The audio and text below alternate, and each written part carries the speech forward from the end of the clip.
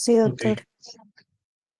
Bueno, vamos a comenzar la clase sobre síndrome coronario agudo y crónico, angina estable, infarto, angina microvascular, vasoespástica, etiología, características, signos y síntomas.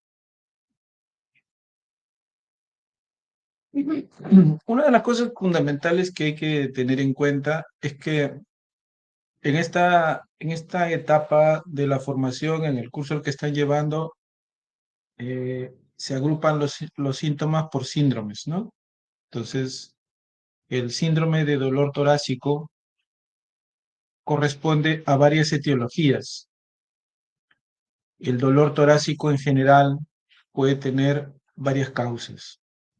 Un dolor retroesternal puede ser por un problema de isquemia miocárdica, por una obstrucción de una arteria que causa isquemia, por inflamación del pericardio, por espasmo esofágico, por disección aórtica, por una lesión a nivel del mediastino, por un tromboembolismo pulmonar. Si hay dolor interescapular, también puede ser por isquemia miocárdica, dolor muscular, disección aórtica, puede ser un cólico biliar reflejado hacia el tórax, un dolor pancreático reflejado al tórax. Si es en el hemitórax derecho, cólico biliar, distensión hepática, neumonía, úlcera, tromboembolismo pulmonar, dolor muscular, una inflamación muscular. Si es en epigastrio, isquemia, pericarditis, dolor gástrico, duodenal, pancreático, cólico biliar. Dolor en el hombro puede ser un dolor musculoesquelético, pleural, compresión cervical, pericarditis, isquemia. Si es a nivel del brazo, una compresión cervical, isquemia miocárdica. Si es en el hemitórax izquierdo, neuralgia, dolor intercostal, tromboembolismo, miositis, neumonía, infarto, en fin. Entonces, cuando hablamos de dolor torácico, estamos hablando de un síndrome que puede corresponder a múltiples causas. Entre las causas cardiovasculares más frecuentes están el infarto agudo de miocardio o la angina de pecho, la pericarditis, la disección de aórtica, la disección de aorta. Entre las causas gastrointestinales, el reflujo gastroesofágico, la úlcera péptica, la pancreatitis. Cada una de estas causas tiene algunas características particulares, ¿no? En el caso de en el caso del dolor de causa cardiovascular por isquemia, sea un infarto agudo, sea una angina de pecho, generalmente es un dolor opresivo, ¿no? Muchas veces puede ser irradiado hacia la mandíbula, irradiado hacia el hombro izquierdo, irradiado hacia la espalda, ¿no? Eh, Puede haber en algunos casos sudoración, náuseas, falta de aire, palpitaciones. La diferencia desde el punto de vista clínico y de los síntomas es que en un infarto agudo de miocardio el dolor es intenso y no calma, porque se produce debido a la obstrucción de una arteria del corazón. Y hasta que esa arteria no se desobstruya, va a seguir teniendo dolor el paciente.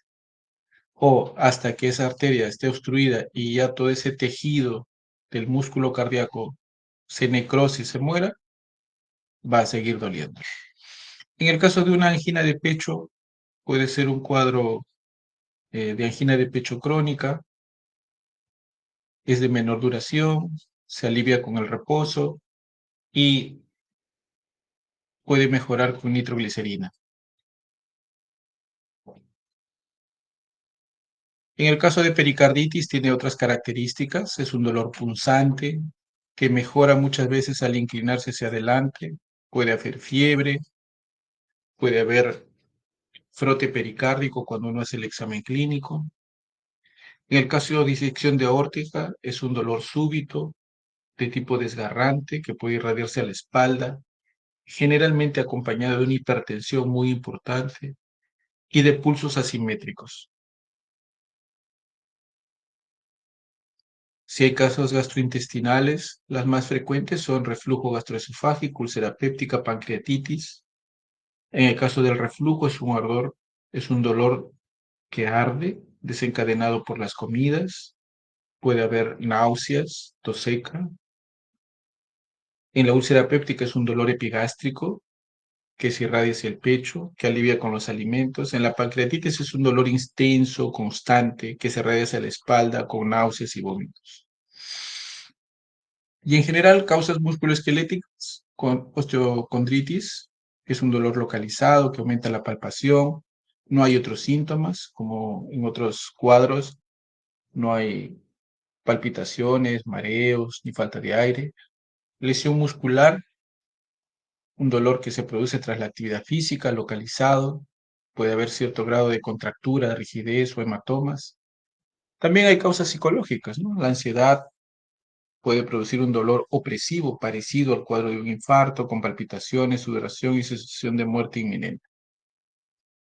Entonces, un primer aspecto que es importante tener en cuenta es que para poder reconocer un cuadro de un síndrome coronario agudo o un síndrome coronario crónico, tenemos que saber diferenciar la característica del dolor. Ustedes habrán aprendido en lo que va del curso a hacer el examen, hacer el interrogatorio, ¿no? La historia clínica. Generalmente un paciente suele venir por 1, 2 o 3 síntomas. Hay que saber identificar a través de la entrevista, cuando se hace la historia clínica, el síntoma que tiene el paciente. Y si uno recoge como síntoma el dolor torácico, a través del interrogatorio hay que caracterizarlo.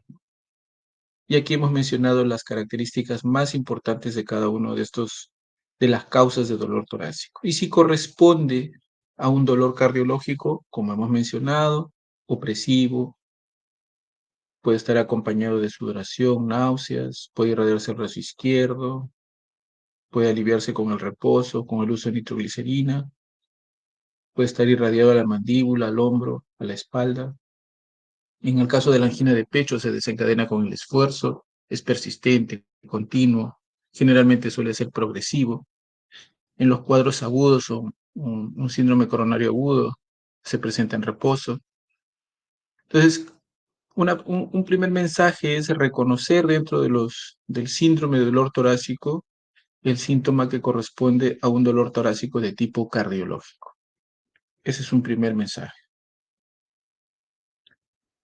Y si ya nos vamos específicamente al dolor de pecho de causa cardíaca, que es la angina de pecho, esta angina de pecho, este dolor torácico de causa cardíaca, se debe básicamente a que se produce una reducción del flujo sanguíneo al músculo cardíaco. Esa reducción del flujo puede ser parcial o puede ser total. Si es total, como lo acabamos de mencionar, se produce un infarto agudo de miocardio, porque súbitamente, al ocluirse una arteria del corazón, una parte importante del músculo cardíaco deja de tener oxígeno y nutrientes y empieza a necrosarse. Por otro lado, puede haber una obstrucción del flujo sanguíneo parcial. Entonces, en situaciones de esfuerzo, cuando el corazón demanda más oxígeno y más nutrientes, no recibe la cantidad adecuada de estas sustancias, entonces viene el dolor como manifestación de esa reducción parcial del flujo sanguíneo. El dolor torácico típico, que es la angina de pecho, es una sensación de opresión retroesternal en el centro del pecho, típicamente que se produce en el esfuerzo. El paciente ya no puede hacer la actividad física que hacía habitualmente. No me refiero a hacer deporte, me refiero a su actividad física habitual. Pacientes que hacen labores de la casa o en su trabajo, por más que sea administrativo, se movilizan.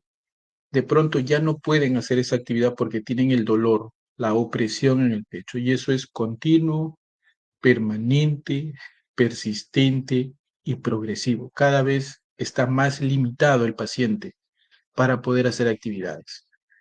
Puede irradiarse, como he dicho, a la mandíbula, al hombro, a la espalda. Puede estar acompañado de falta de aire, disnea, de palpitaciones, de mareos. Hay dolores al pecho de causa cardíaca atípicos, sí, que puede corresponder que puede tener otra característica de unas otras causas, pero centrémonos en la angina típica, ¿no? Y también hay pacientes sin angina, asintomáticos, lo que llamamos angina isquemia silente, también lo hay. Pero acá lo importante es, eh, para efectos de la clase, reconocer el dolor torácico de causa cardíaca, que es la angina de pecho.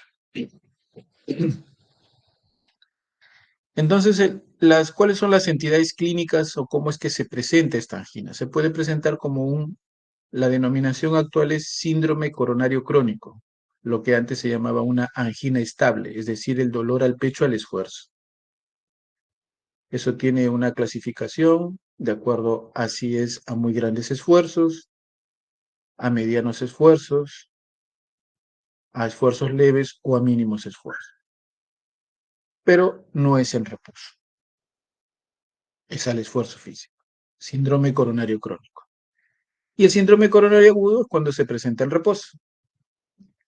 Y hay dos tipos. El síndrome coronario agudo ST elevado y el síndrome coronario agudo ST no elevado. Es decir, si un paciente tiene un dolor en reposo, yo inmediatamente tengo que hacerle un electrocardiograma, porque si tiene en el electrocardiograma elevación del segmento ST, estoy frente a la oclusión súbita de una arteria y eso requiere un tratamiento inmediato para poder eh, recuperar la circulación en esa arteria obstruida, porque eso produce un alto riesgo de mortalidad. Si yo hago el electrocardiograma y el electrocardiograma no tiene un ST elevado, tiene riesgo, pero no tanto, y yo tengo que tomar medidas porque ese paciente también tiene riesgo de complicaciones, de muerte. No tanto como el ST elevado, pero necesita un tratamiento hospitalizado para estabilizar el cuadro, completar la evaluación y darle un tratamiento. Entonces, el dolor torácico de causa cardíaca, que es la angina de pecho, es el eje central del diagnóstico del síndrome coronario crónico o del síndrome coronario agudo. La etiología fundamental, la etiología en todos estos casos es la arteriosclerosis, ¿no? Como ustedes ya saben, la arteriosclerosis es una enfermedad crónica, progresiva, que no tiene cura, pero que se puede controlar. En esta enfermedad de la arteriosclerosis, las arterias de todo el cuerpo se obstruyen porque presentan placas que tienen tejido fibroso, grasa, calcio, y que van obstruyendo progresivamente la luz de las arterias. En algunos pacientes se manifiesta más en las arterias del corazón, otros en las arterias de las piernas, en otros en las arterias del cerebro o del cuello, otros en las arterias eh, del abdomen, pero es una enfermedad que afecta a las arterias de todo el cuerpo. Es una enfermedad crónica, progresiva, que no tiene cura, pero que se puede controlar. La base del control del tratamiento es la medicación. Hay un conjunto de medicamentos que estabilizan la enfermedad, alivian los síntomas y reducen el riesgo de una complicación grave. Entonces, con este preámbulo es fácil entender que si la arteria tiene una placa aterosclerótica obstructiva, existe una gran posibilidad, si esta obstrucción es severa, que produzca isquemia. O sea, que el corazón no reciba sangre ni oxígeno, no reciba sangre, oxígeno y nutrientes adecuadamente de acuerdo a sus necesidades, de acuerdo a su demanda. Pero si esta placa aterosclerótica obstructiva además se complica y se forma un coágulo a este nivel, eso va a determinar una oclusión súbita de la arteria. Entonces allí ya se va a producir necrosis. Y generalmente se forma un coágulo porque esta placa aterosclerótica sufre un proceso de rotura o de erosión. La placa aterosclerótica, como veremos más adelante, tiene un recubrimiento de tejido. Este tejido se puede romper y se expone el contenido de la placa a la sangre.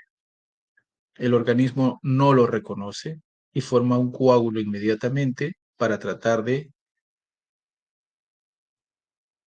tapar, de ocluir esa zona. Pero el coágulo termina ocluyendo la arteria muchas veces, ¿no?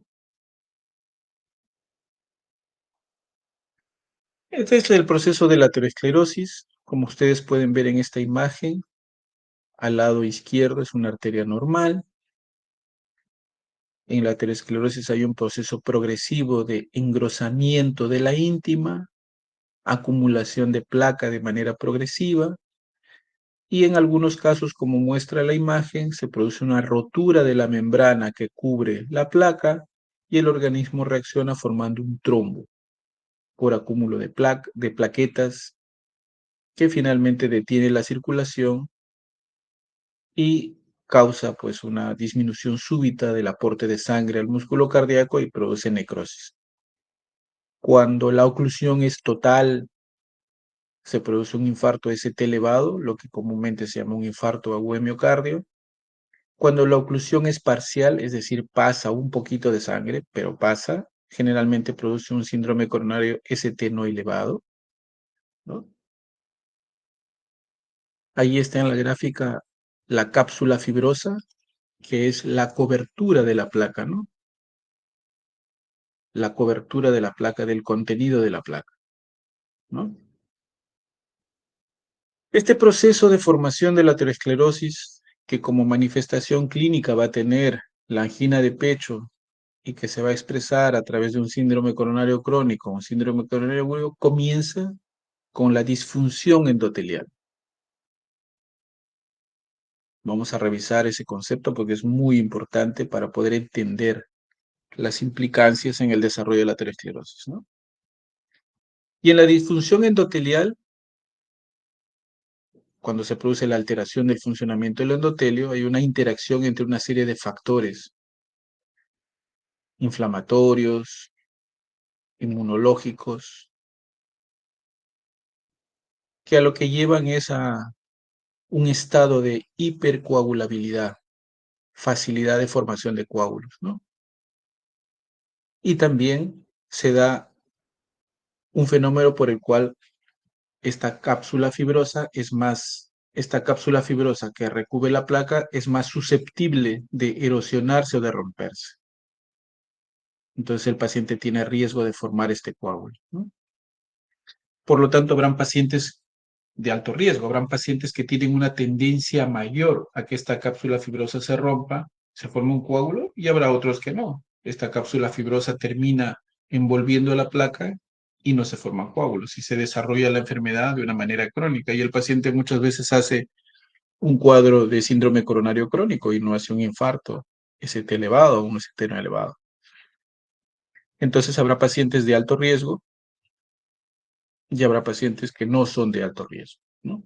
Y eso depende de una interacción, de una serie de mecanismos, los más importantes inflamatorios e inmunológicos, ¿no? Que favorecen los mecanismos de apoptosis, de muerte celular, que favorecen los mecanismos de desarrollo de factor tisular, que llevan a la hipercoagulabilidad y a hacer que las placas del paciente sean vulnerables, es decir, que tengan más facilidad para romperse. La comprensión de la alteración del funcionamiento del endotelio y de las arterias pasa por recordar el funcionamiento normal. Esta es la estructura anatómica de una arteria. Podemos ver allí el endotelio, que es esta capa rosada de células que recubren el vaso y que están en contacto con la sangre, ¿no? El lumen de la arteria, ¿no? Luego está la íntima, esta estructura de tejido fibroso sobre el cual se apoya el endotelio. La capa media, que es la capa muscular, que va a permitir la contracción o la dilatación del vaso, y la adventicia, que es el recubrimiento del vaso, ¿no? Esta es la estructura normal de una arteria normal. Aquí hay que mencionar algo muy importante, que es el endotelio. El endotelio es una monocapa de células orientadas en el flujo sanguíneo que recubre la pared de los vasos sanguíneos, linfáticos y las cavidades cardíacas. Esta es una fotografía de alta resolución y ahí se pueden ver cómo las células del endotelio están orientadas en sentido del flujo, ¿no? Del flujo en los vasos sanguíneos, que es un flujo laminar, ¿no? La membrana basal sobre la cual se apoya el endotelio, las características de la célula, ¿no? Como es una monocapa de células orientadas en el sentido del flujo sanguíneo, ¿no? Es un tejido altamente especializado, adaptado para cumplir la función a la que está diseñada, que es el recubrimiento de los vasos sanguíneos.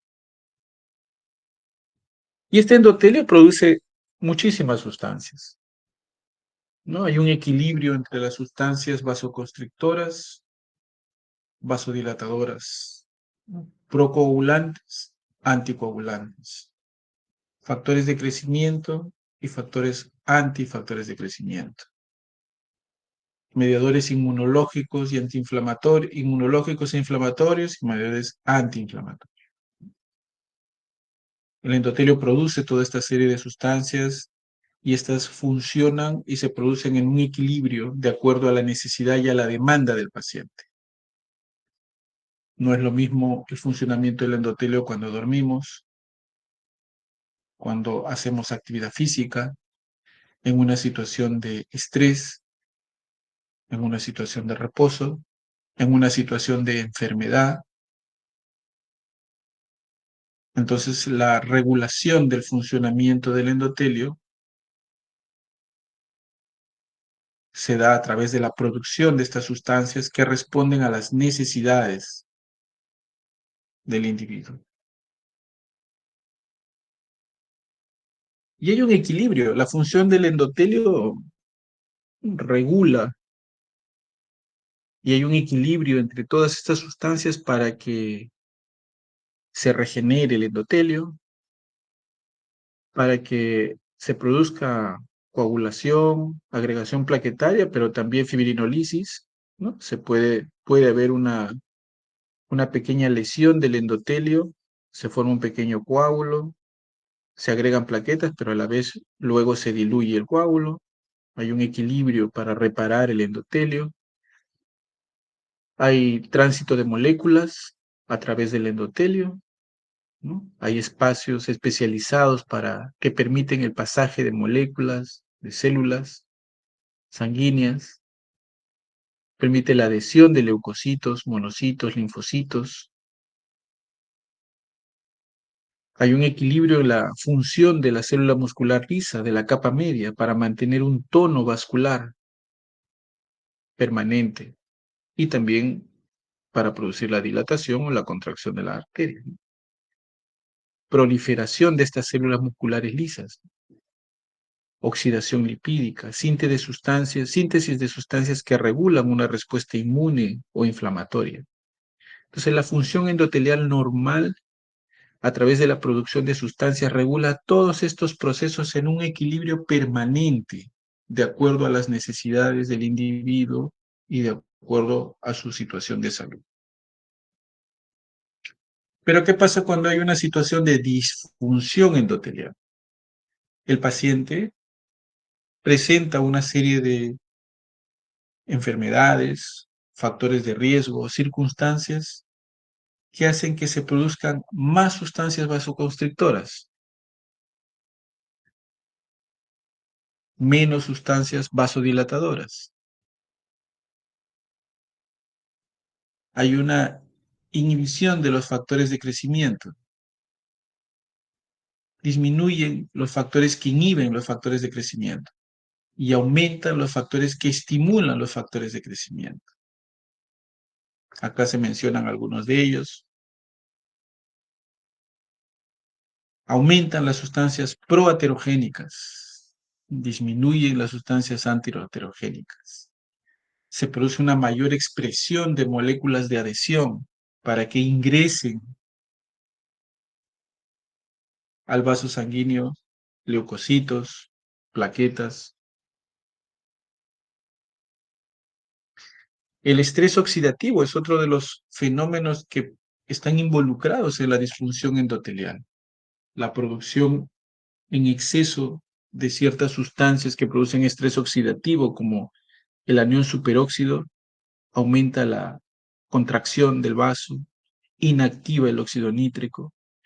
El peróxido de hidrógeno aumenta la contracción del vaso. Ambos tienen un efecto en la función y en la estructura de la pared vascular que dependen de sus concentraciones.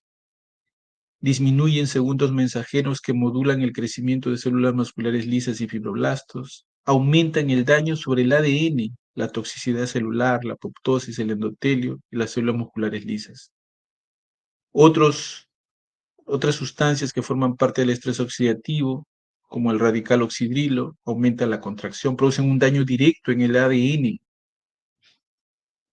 de la célula endotelial. Los peroxinitratos, daños en el ADN, peroxidación de lípidos y de contracción.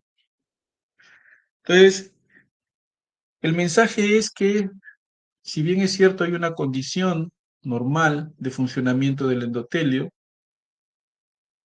de equilibrio entre las sustancias que sintetiza el endotelio para mantener un equilibrio en su funcionamiento a través de la regulación de una serie de procesos, diferentes enfermedades pueden llevar a una disfunción endotelial en donde este equilibrio se pierde y se forman más sustancias vasoconstrictoras, se estimulan factores de crecimiento, se expresan más moléculas de adhesión, se producen más sustancias proaterogénicas, existe un estrés oxidativo mayor de la producción de sustancias que también que producen estas alteraciones. De tal manera que esto, que es un vaso sanguíneo, que tiene un engrosamiento intimal difuso, que es lo que está de color esmeralda, es una matriz rica en proteoglicanos, en rojo las células musculares lisas. Aquí no hay enfermedad. Este es un engrosamiento intimal difuso que forma parte del proceso normal de envejecimiento, de desarrollo que se produce por la edad. Ahí no hay aterosclerosis. Aquí está en mayor detalle, pueden ver el engrosamiento intimal, la íntima, la capa media. Se pueden llamar ciertas lesiones preateroscleróticas, ¿no? Hay cierto grado de aumento, células musculares lisas en la matriz, proteoglicanos, pero en general hay muy poca alteración, ¿no? Y esta alteración puede corresponder a un proceso de envejecimiento normal. Incluso lo podemos ver cuando hacemos una disección, un estudio anatómico del corazón, ¿no? Ciertas estrías grasas, por ejemplo, aquí señaladas en las flechas en blanco, pero eso forma parte del proceso de envejecimiento. El problema es cuando este proceso de disfunción endotelial lleva ya a el desarrollo de la aterosclerosis. Y uno de los factores más importantes que origina el proceso de aterosclerosis es eh, el proceso de incorporación de macrófagos dentro dentro de la íntima, ¿no? Aquí podemos ver en el lado izquierdo cómo el aumento de sustancias proinflamatorias atraen hacia esta zona inflamatoria a los leucocitos, ¿no? A través de sustancias como las quimiosinas, se van adhiriendo al endotelio, para eso hay moléculas de adhesión como las P-selectinas, las C-selectinas. Luego la adhesión se vuelve más firme, para eso hay integrinas, BLA4, LFA1, Y luego ya viene el proceso de extravasación leucocitaria o de apédesis, ¿no? Hay una migración de los leucocitos dentro del endotelio.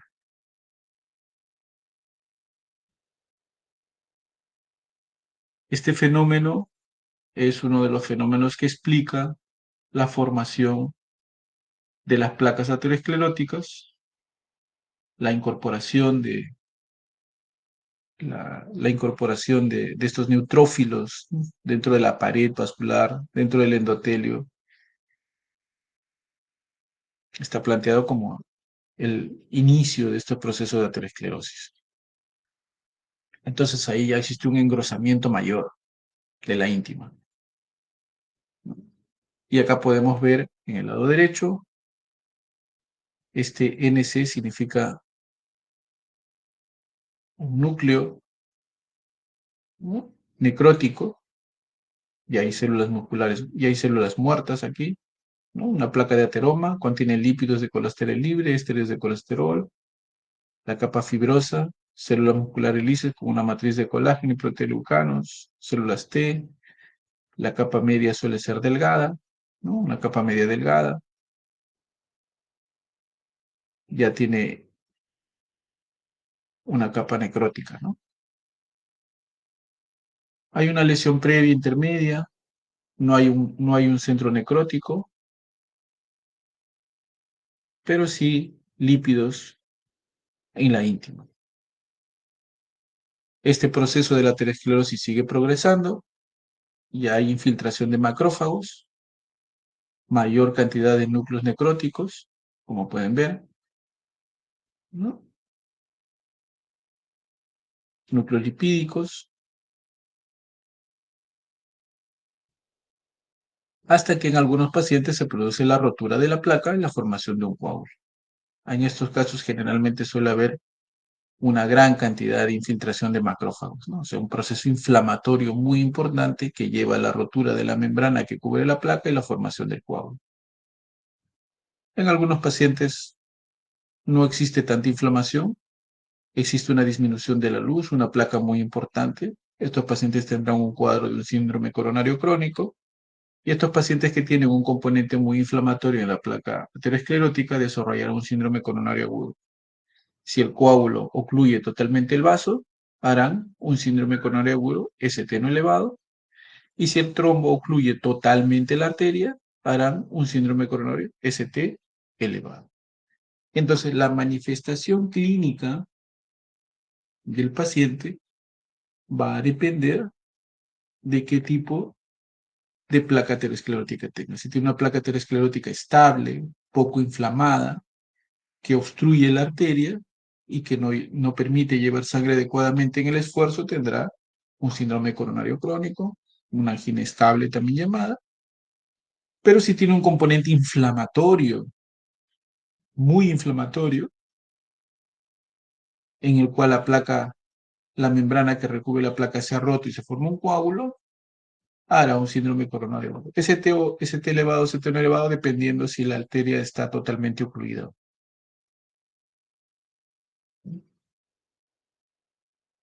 Aquí se puede ver una obstrucción severa de una arteria, ¿no? Aquí se puede ver una placa oclusiva, incluso con una hemorragia de intraplaca. Entonces, esto es un resumen de lo que hemos explicado. Esta es la anatomía normal, un funcionamiento normal del endotelio, un equilibrio entre las sustancias proaterogénicas, antiheterogénicas, procoagulantes, anticoagulantes, vasoconstrictoras, vasodilatadoras, en fin, que responde a las necesidades del individuo en un equilibrio permanente.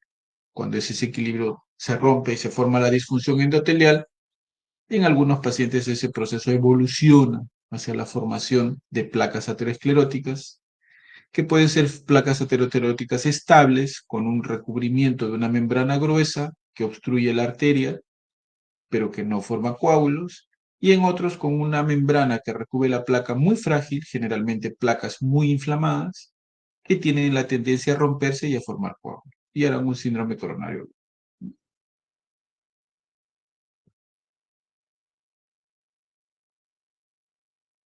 Ahora, habíamos dicho de que la aterosclerosis es una enfermedad difusa, ¿no? No solamente afecta a las arterias del corazón. 30% de los pacientes que tienen infarto tienen compromiso de otros territorios, ¿no? Que puede ser enfermedad vascular cerebral o enfermedad arterial periférica, ¿no?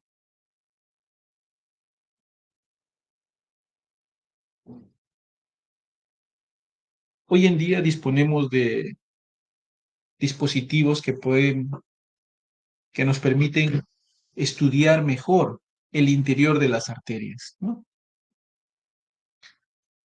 Y podemos ver, estas son unas imágenes de una ecografía intracoronaria, en donde podemos ver que en una misma arteria hay diferentes estadios de placa. Por ejemplo, esta parte superior corresponde a esta flecha, en donde aquí esta flecha muestra la luz del vaso que está en negro, y abajo se ve que la luz del vaso es menor porque se ve esta media luna que es la placa en gris. Aquí hay una placa concéntrica leve, acá hay una placa concéntrica moderada, ¿no? En un mismo vaso puede haber en diferentes lugares diferentes estadios de evolución de la aterosclerosis, ¿no? Este es otro caso en donde se puede ver esta imagen blanquecina y es el calcio en la arteria, ¿no? En una misma arteria podemos ver diferentes tipos de, diferentes tipos de placas, ¿no? Es una enfermedad heterogénea, multiforme, ¿no? Diferentes segmentos de una arteria puede tener diferentes placas, más severas, menos severas, más calcificadas, menos calcificadas, más inflamadas, menos inflamadas, ¿no? Es una característica de la aterosclerosis que explica la manifestación clínica.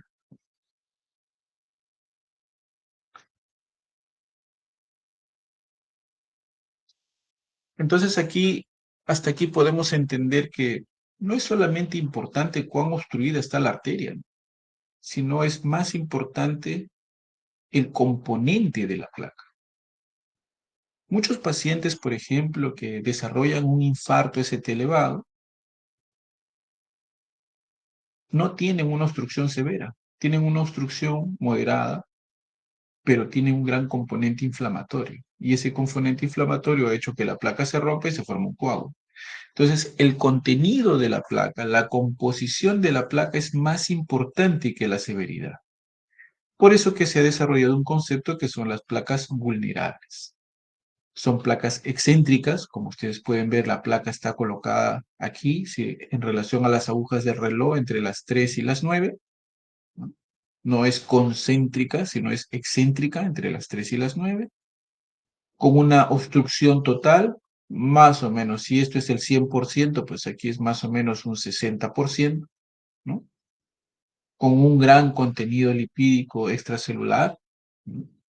Acá podemos ver los componentes. Uno, el núcleo necrótico en blanco. Dos, el capuchón fibroso delgado que cubre la placa. Tres, el remodelamiento positivo, ahora lo voy a explicar. Y cuatro, la neovascularización, ¿no? Es un vaso que recibe sangre para poder crecer, para poder mantenerse, ¿no? Un gran componente de infiltración de monocitos, macrófagos y linfocitos, que es lo que se ve aquí también, ¿no? En azul.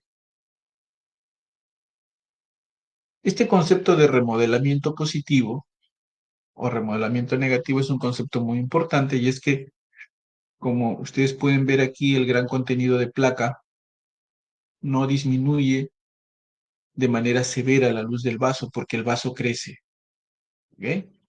Un mecanismo compensatorio que ha desarrollado el organismo es que el acúmulo de placa hace aumentar el tamaño del vaso para no reducir el tamaño de la luz del vaso. Eso se llama remodelamiento positivo, pero tiene un límite.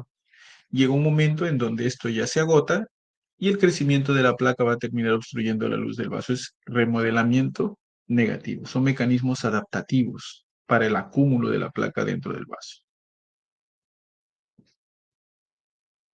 Aquí también lo mismo, ¿no? Se puede ver cómo hay un volumen de placa bastante excéntrico, en blanco acá se ve un clor necrótico, una capa fibrosa delgada, ¿no?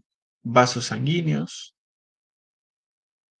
calcificación escasa, son características de una placa que tiene tendencia a la ruptura, ¿no? Lo que llamamos placas vulnerables. Entonces, la composición de la placa es más importante que la severidad.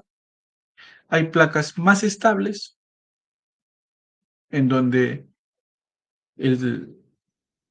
la membrana que cubre la placa es una membrana bien fibrosa, la placa es un poco más concéntrica, tiene un núcleo lipídico grande, no hay tanta actividad inflamatoria, escasas células inflamatorias, y tiene un recubrimiento importante de capa fibrosa, ¿no? Muchos de estos pacientes hacen como manifestación clínica un síndrome coronario crónico, angina estable. Este es un resumen de todo lo que hemos explicado, desde una situación normal de funcionamiento del endotelio hasta una situación que puede ser una obstrucción, una placa aterosclerótica obstructiva que produce angina de esfuerzo, o un cuadro en donde ya se produce ruptura de la membrana que cubre la placa, formación de coágulo, y eso puede desencadenar, como he dicho, si la obstrucción es total, un infarto agudo ST elevado, y si no es, si la oclusión es parcial, un síndrome coronario agudo ST no elevado.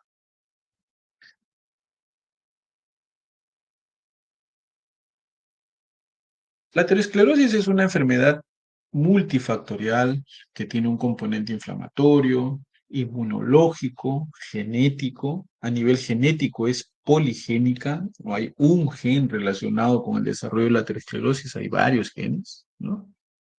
Es una enfermedad que se ha estudiado muchísimo, hay más de 270 factores de riesgo descritos para la aterosclerosis. Los más conocidos son la dislipidemia, sobre todo el incremento del LDL, la disminución del HDL, la hipertensión arterial, el tabaco, la diabetes mellitus, el sedentarismo, la herencia. La herencia porque se sabe hoy en día que los hijos de padres que han tenido infarto antes de los 65 años heredan el riesgo, la posibilidad de desarrollar estos problemas de aterosclerosis, hiperhomocistinemia, lipoproteína A.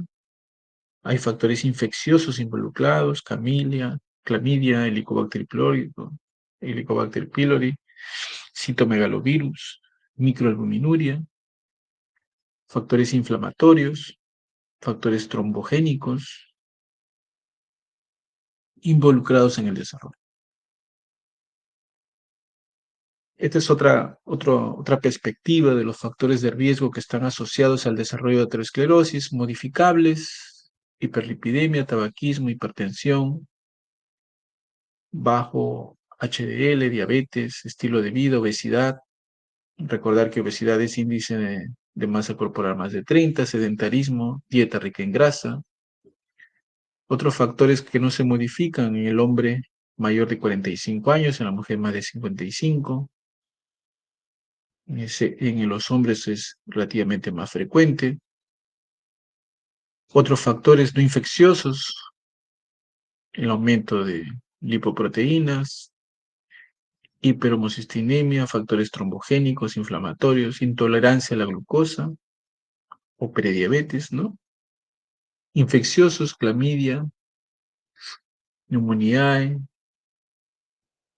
Helicobacter pylori, virus. Es decir, hay múltiples factores que están involucrados en el desarrollo de la aterosclerosis. Lo importante es saber que el concepto es que la aterosclerosis no tiene una causa, tiene factores relacionados. Cada uno de estos factores establece un riesgo mayor de poder desarrollar la enfermedad. Y un paciente puede presentar varios de estos factores y cada uno de estos factores tiene un peso diferente en cada paciente, ¿no? Entonces, cuando nosotros hacemos la historia clínica y preguntamos cuántos años tiene, qué enfermedades de qué enfermedades tiene, diagnosticadas, ¿no? Estamos tratando de ubicar a nuestro paciente en el perfil de riesgo, ¿no? No es lo mismo tener un paciente que tiene angina de pecho y que tiene 60 años y es hipertenso, diabético, tiene colesterol alto, tiene ácido úrico alto, fuma, tiene padre que ha fallecido con infarto antes de los 65 años. Ya solamente con esos factores de riesgo ya es un paciente que tiene un alto riesgo de poder tener aterosclerosis, ¿no? A otro paciente que de repente no tiene ninguno de esos factores de riesgo. Entonces, los antecedentes, los factores de riesgo establecen un riesgo del paciente, una posibilidad de enfermedad. Y eso es muy importante que nosotros rescatemos en la historia clínica, ¿no? Cuando se hace la historia clínica, preguntar por los antecedentes, por las enfermedades que el paciente tiene diagnosticadas, si están tratadas, si están bien tratadas, si están controladas, si recibe el tratamiento adecuado, si tiene un seguimiento con su médico endocrinólogo, por ejemplo. Eso es importante cuando nosotros hacemos la historia clínica para poder determinar frente a qué paciente nos encontramos. La aterosclerosis es una enfermedad que tiene una alta incidencia en países desarrollados y en países en desarrollo está aumentando, ¿no? Afecta a la población económicamente activa, tiene un impacto socioeconómico alto, en Sudamérica también, tiene que ver con la inequidad. Hay un problema en Sudamérica de la inequidad en el acceso a los servicios de salud, ¿no? Es un principal problema.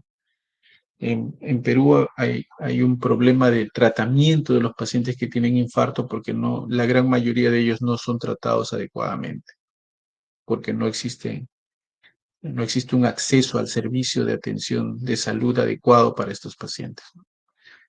Por lo tanto, hay más complicaciones cardiovasculares en pacientes, en poblaciones más vulnerables como los ancianos, ¿no?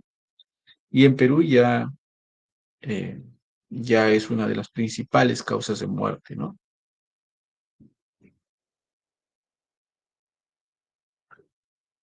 Este es un estudio publicado en Perú, solo se los comento para que tengan una idea, ¿no?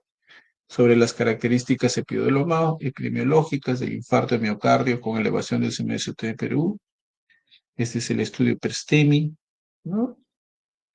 Lo que este estudio muestra es que el paciente con infarto agudo de miocardio, que es la manifestación más grave de aterosclerosis en los pacientes, no está adecuadamente tratado, ¿no?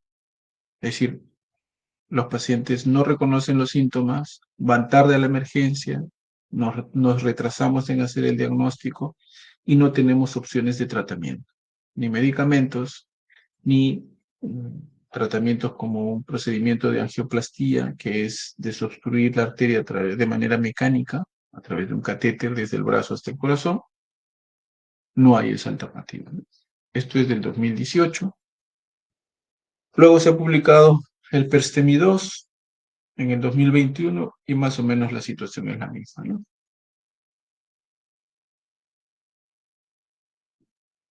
Entonces, el diagnóstico de un síndrome coronario crónico es un diagnóstico clínico, un paciente con angina de esfuerzo, ¿no? Básicamente puede tener un electrocardiograma normal, un ecocardiograma normal. El diagnóstico, yo voy a hacer el diagnóstico de angina estable o de síndrome coronario crónico clínicamente, ¿no? Y luego lo puedo confirmar con otros estudios, una prueba de esfuerzo, por ejemplo, una tomografía de las arterias del corazón, ¿no? Y en el caso del síndrome coronario agudo, como había mencionado, lo que diferencia ese dolor, o sea, ese paciente que tiene el dolor en reposo, yo tengo que hacerle un electrocardiograma para ver si tiene un ST elevado, que es aquí a la izquierda, o un ST no elevado, como aquí a la derecha. El riesgo mayor es de estos pacientes hay que desobstruir la arteria que está al 100%, administrándole un medicamento para disolver el coágulo, eso se llamará una reperfusión farmacológica, o mecánica, introducir un catéter aquí para disolver este coágulo. Aquí no hay una obstrucción total, yo inicialmente administraré medicamentos para estabilizar esto, para que no se vaya a terminar de formar el coágulo aquí, y luego tendré que hacer una prueba para ver la obstrucción, si tiene obstrucción o no, ¿no? Que es la prueba de cateterismo cardíaco. La prueba de cateterismo para ver las obstrucciones yo lo puedo planificar 24, 48 horas en el ST no elevado. En el ST elevado, la recomendación es hacer un cateterismo inmediatamente, ¿no? O lo más pronto que se pueda hacer, transferirlo a otro centro en donde, si yo no tengo en mi hospital, transferirlo a otro centro donde sí se puede hacer, ¿no? El diagnóstico universal de infarto de miocardio, necrosis miocárdica en contexto de isquemia aguda, elevación de enzimas cardíacas, dentro de ella troponina, con síntomas de isquemia, angina, cambios electrocardiográficos, alteraciones en el electrocardiograma sugestivos de un infarto, como onda Q, ¿no? Trombo coronario en un cateterismo, pérdida de miocardio viable o alteración de la contractilidad. Tipos de infarto: 1, 2, 3, 4, 5. 1, que es por el infarto clásico, la rotura, la úlcera o la fisura de la placa que forma un coágulo. El tipo 2, hay un desajuste entre el aporte y la demanda, hipotensión, taquicardia, anemia, hipoxia, espasmo coronario. Tipo 3, muerte súbita, no se dispone de biomarcadores. Tipo 4, procedimiento. Tipo 5, cirugía de bypasses. El diagnóstico, como le había dicho, en el caso del síndrome, en el caso del síndrome coronario crónico, es diagnóstico clínico. Yo luego lo tengo que someter a algunas pruebas, como la prueba de esfuerzo o la perfusión miocárdica o la tomografía o el ecoestrés. Es decir, tengo que inducir a través del esfuerzo una disminución de flujo sanguíneo e identificar las zonas del corazón donde no circula bien la sangre en el esfuerzo. Pero cuando ya es dolor en reposo, no necesito hacer esfuerzo. El paciente ya está en una situación de isquemia, ¿no? Entonces allí yo tengo que hacer el electrocardiograma para ver si hay ST elevado o no. Hago las enzimas cardíacas y hago un seguimiento de las enzimas cardíacas. Las enzimas cardíacas más utilizadas para el diagnóstico de infarto son la troponina, que puede ser la troponina I o la troponina T. Como ustedes saben y recordarán, la troponina se libera cuando la célula miocárdica se muere, ¿no? Cuando hay necrosis, se libera las troponinas. Por lo tanto, una troponina positiva implica necrosis miocárdica. Por eso es que es específica de la necrosis miocárdica, ¿no? Y entra en el diagnóstico cuando hay un síndrome coronario agudo.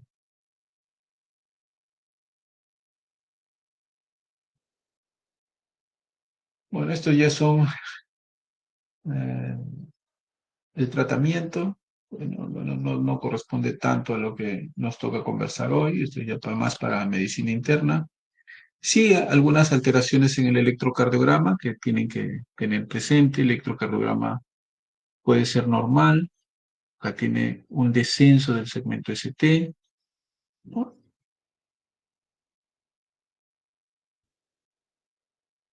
Un bloqueo del ramo izquierdo, ¿no?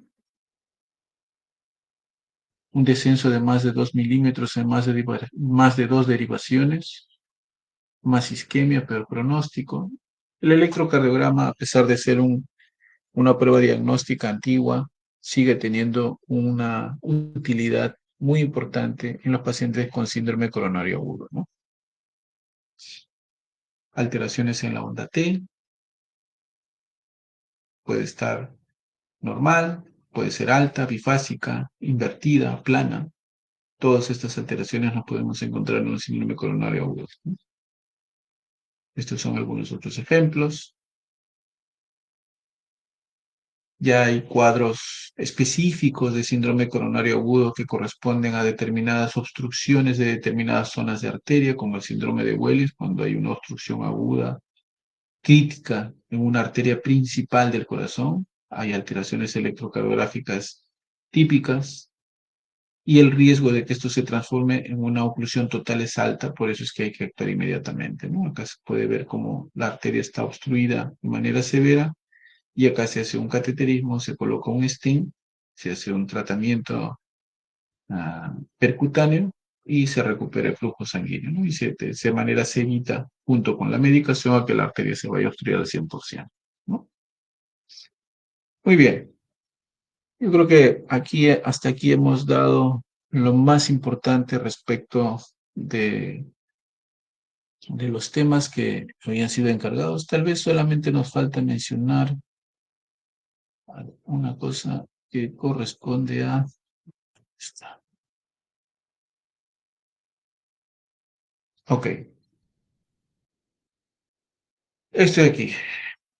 Entonces, puede haber angina de pecho con arterias coronarias eh, sin aterosclerosis o con aterosclerosis mínima. Sí, sí puede haber. ¿Ok? Esta disfunción endotelial que habíamos hablado muchas veces favorece la formación de placa aterosclerótica, pero a veces no se desarrolla tanta placa aterosclerótica, pero sí se produce una disfunción del vaso, es decir, se contrae, se espasma demasiado y ese espasmo puede ser tan severo que llega a producir incluso necrosis, ¿no? Porque el vaso se obstruye totalmente producto del espasmo tan severo, ¿no? Entonces un paciente puede hacer un cuadro de infarto sin tener una obstrucción de aterosclerosis severa, sí, producto de un espasmo coronario muy severo. Entonces, este espasmo coronario severo puede ser ocasional, relacionado con el esfuerzo, sí, será una angina vasoespástica, pero cuando se da en reposo de manera intensa y eh, que llega a causar un cuadro similar a un síndrome coronario agudo ST no elevado o ST elevado, también, ¿no? Una disfunción microvascular muy severa, ¿no?